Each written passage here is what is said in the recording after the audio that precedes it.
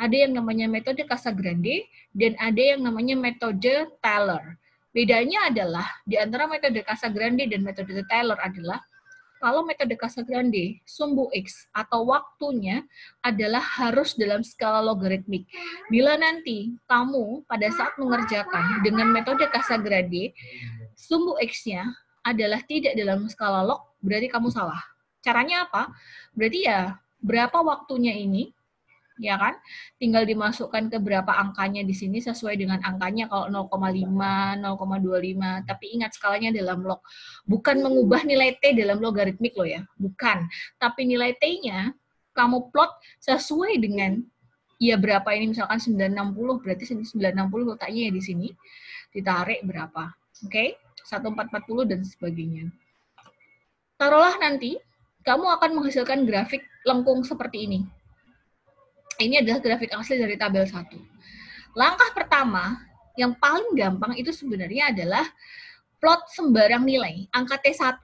Ditentukan sendiri oleh perencana. Kalau di sini, saya menggunakan T1-nya adalah 0,2. Misalkan ini contohnya, tariklah ke atas sampai menabrak titik ini, beri tanda ini adalah T1. Kemudian, kita menentukan besarnya T2. T2 itu adalah 4 kali dari T1. 4 kali T1 berarti 0,2 dikali 4 sama dengan 0,8. Di manakah letaknya? Ya, perkiraan di sini. Tarik lagi garisnya. Beri tanda. Dari titik 1 dan titik 2, tarik garis horizontal yang sama. Beri jarak X begini. Dari jarak X ini, kemudian ditransformasi atau bahasanya di mirror ke atas dengan ukuran yang sama antara X dengan X ini. Kalau sama, tariklah garis ke sini. Ini yang namanya D0. Oke? Kalau sudah dapat D0, selanjutnya adalah menentukan D100 di sini. D100 itu dari mana sih? Ini titik ini. D100 itu dari kurva lengkungmu ini, cari garis yang bentuknya linear, kamu tarik ke bawah, begini. Sudah? Lalu yang di bawah, mana kurvanya yang linear juga, seret, ditarik ke sini. Garis temunya ini adalah titik D100. Kamulah tarik ini, garis horizontal sampai menabrak ke sumbu Y. D0 dan D100 ditarik garis horizontal, salah, di garis vertikal.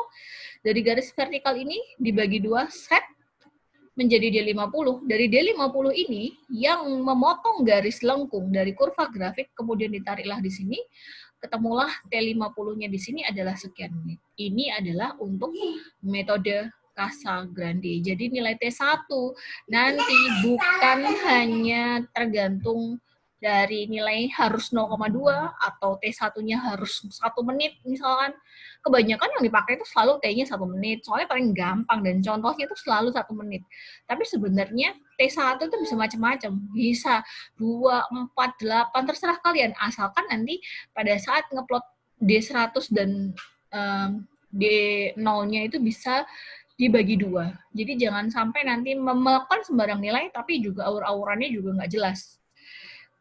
Metode Taylor adalah metode yang paling gampang, nggak ribet, lebih enak. Kenapa? Karena di sumbu X-nya, kamu menggunakan nilai dalam bentuk akar T. Kalau yang di metode Casagrande adalah benar-benar dari nilai T yang sudah sekian menit, kemudian ini adalah menggunakan akar T-nya. Taruhlah grafikmu adalah bentuknya seperti ini. Buatlah garis AB yang menyinggung kurva. Ini lihat, ini garis singgung. Tarik garisnya, beri tulisan garis A, titik A, dan titik B. Oke. Dari sini, kemudian tariklah garis horizontal, sehingga B dan C. Oke. B dan C diukur menggunakan penggaris, dan titik D adalah 1,15 dikali panjangnya BC, diberi tanda. Dari titik D ini, digabungkan kembali dengan A. Nah, perpotongan yang melewati kurva ini adalah akar T90. Ingat, di sini akar T90, berarti T90-nya adalah kuadrat dari hasil T-nya. Kalau sudah selesai, maka selanjutnya kita akan membuat kurva, yaitu untuk melakukan rekapitulasi hasil perhitungan nilai CV tiap pembebanan tadi. Jadi nanti setiap pressure, kemudian baru akan direkap sekian menit sekian milimeter per menit dari tabel ini. Kemudian dibuat kurva hubungan dari T50 dan T90 seperti ini untuk mendapatkan tegangan prakonsolidasinya. Sehingga nanti titik temunya antara T50 dan T90 disinilah letaknya. Oke, kalau sudah, maka sebenarnya kamu bisa melakukan perhitungan seperti ini, contohnya. Atau mungkin misalkan dari hasil perhitungan ini, pengujian laboratorium yang sudah pernah dilakukan dulu. Jadi nanti kamu butuh data yang namanya ketinggian awal sampel, ketinggian akhir sampel yang dihitung dengan rumusan bahwa ini ada rumusan HS ya, WS dibagi 1/4 Pi D kuadrat GS gamma W. Oke. Kemudian ini ada E0, ada rumusnya. Kamu akan menghitung tekanan atau pressure-nya sekian. Ada delta H. Delta H itu merupakan besar penurunan di menit terakhir ya, untuk mengetahui kondisi rebound. Kemudian angka pori didapatkan dari mana? Ada E0, E0-nya dari HV per HS. HV adalah perbedaan tinggi awal sampel sampai ketinggian akhir. HS ini ya dihitung tadi, ya kan?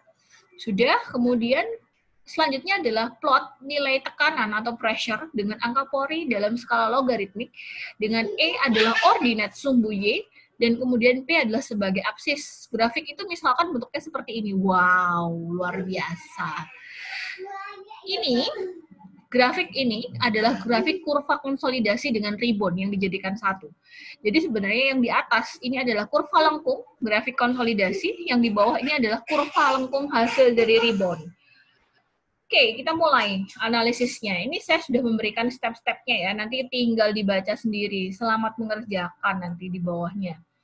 Yang sebenarnya harus dilakukan adalah menentukan jari-jari terpendek atau lengkung terkecil dari kurva grafik konsolidasinya di atas. Jangan lupa untuk memberi tanda. Kalau saya sih menggunakan yang titik A ini saya beri tanda. Dari titik A ditarik garis horizontal menjadi garis 1. Kemudian dari titik A ini ditarik garis yang menyinggung si kurva konsolidasinya. Kalau sudah ada garis 1, 2, dibagi menjadi 2 dengan sudut yang sama.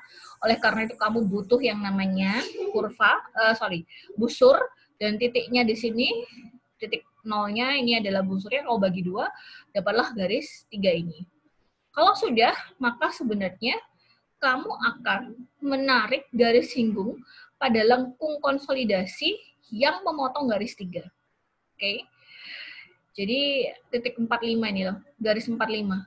Kamu tarik garis yang menyinggung kurva konsolidasi dan memotong garis ketiga. Jadi ini 4, ini 5, ini garismu ketiga. Contohnya adalah seret nih. Lalu kemudian titik A ini adalah titik yang dipotong. Sudah dari sini, kemudian kamu tarik garis horizontal. Ini adalah tegangan prakonsolidasi yang dianggap sama dengan tegangan overburden-nya. Kemudian kalau sudah, tentukan nilai E0-nya. Ini misalkan grafiknya ini tidak ada hubungannya dengan E0 yang ada di sini ya. Nanti ada yang bingung lagi, Bu, ini tabelnya kok 0,313, di sini ngeplotnya 2. Bukan, itu sebenarnya adalah nilai angka pori yang permisalan yang saya ambil. E0-nya misalkan adalah 2 yang saya pakai di sini. Kemudian angka 2 ini kamu tariklah ke sana. E0-nya adalah 2. Nah, ini yang sering salah. Anak-anak tuh sering mengartikan ngawur. 0,42 E0 itu langsung saja diplot di angka 0,42.